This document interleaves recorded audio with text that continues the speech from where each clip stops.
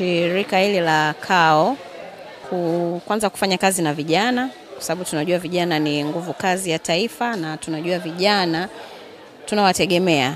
Sasa kwa kuweza kuwasaidia vijana kuondokana na ulevi, kuondokana na matumizi ya madawa ya kulevya ni jambo zuri sana, na sisi kama serikali tunalisapoti kwa 100%, na tupo waendelee kututumia.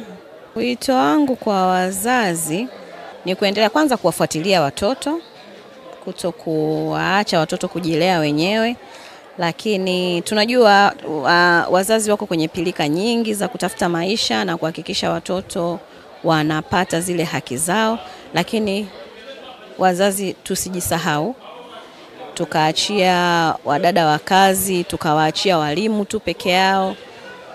Sisi wazazi bado tuna nafasi kubwa ya kuweza kuhakikisha hawa watoto hawaingii kwenye ulevi, tuwafuatilie, tujue hatua zao, tujue akitoka shule anaenda wapi, anafanya nini, anakutana na kina nani, marafiki zake ni wakina nani, au marafiki wana tabia gani, kwa sababu kama ambavyo mnakumbuka wakati tunaendelea na hili zoezi tuliambiwa kwamba makundi rika pia yanachangia kwa sehemu kubwa watoto kuingia kwenye kutumia madawa ya kulevya, kutumia vileo.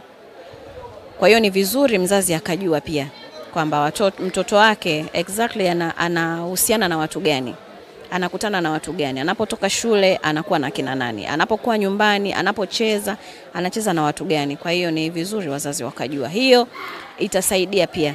Kupitia mradi huu wa Ulevi Sio Dili ambao tumeuhitimisha hapa kwa njia ya matembezi ya amani, tukiwa tumeanza mpaka leo hii tumefanikiwa kupata mafanikio mbalimbali. Kuunganisha vijana kupitia michezo na kuwapa zawadi, kuwapa motisha kuwa mabalozi katika maeneo ambayo waliopo. Lakini pia kufanya vikao katika ngazi zote za kata ambayo tunatekeleza mradi.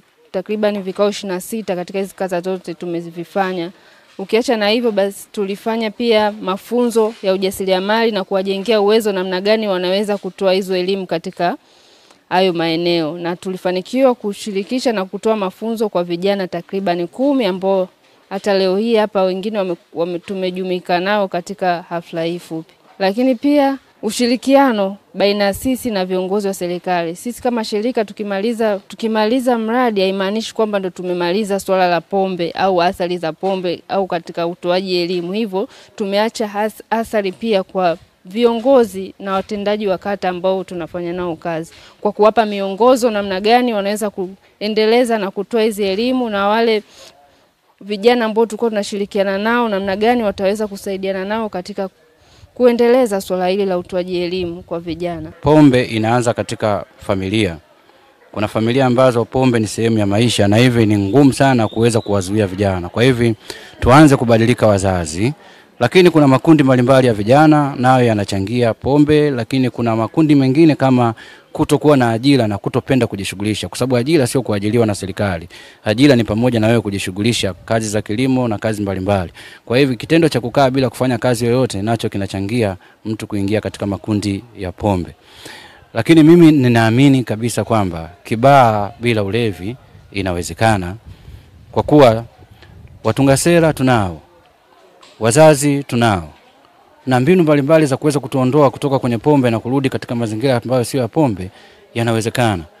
Tuna uwezo wa kutengeneza mazingira ya kuzuia vijana wadogo kuingia kwenye baa kisheria, kwa kuwa tunaamini umri wa Mtanzania kuanza kutumia kileo ni zaidi ya miaka 18 na sio chini ya miaka 18. Kwa hivyo tunaweza tukazuia kabisa kwamba vijana wasiingie katika maeneo kama, na kuwatengenezea maeneo yao ambayo yanaweza yakawapa nafasi hasa vijana kuathirika pakubwa katika matumizi ya pombe. Actually hilo ni sawa, na kitu kikubwa napenda kuwashauri katika hitimisho hili ambalo limefanyika siku ya leo, napenda kuwashauri vijana especially wa Kibaha, Pwani nzima na Tanzania nzima, kuhakikisha kwamba tujue kwamba pombe ina athari katika jamii kwa 1% kubwa sana.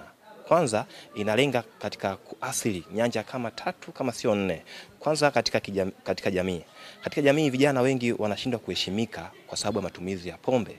Katika nyanja ya kiafya, vijana wengi tunapoteza maisha sasa hivi kutokana na pombe. Katika nyanja ya kiuchumi, vijana wengi sasa hivi tunashindwa kufanikiwa katika kuwekeza pesa, kuwekeza katika biashara kwa sababu ya pombe.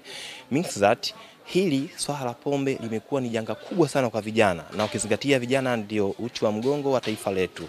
Kwa mimi nawahimiza vijana kwa misingi ya kiafya, kwa misingi ya kiuchumi, na pia katika tamaduni baadhi na kidini, nataka tuchukue hatua katika kuhakikisha hili swala tunalitokomeza na tunaliacha kabisa.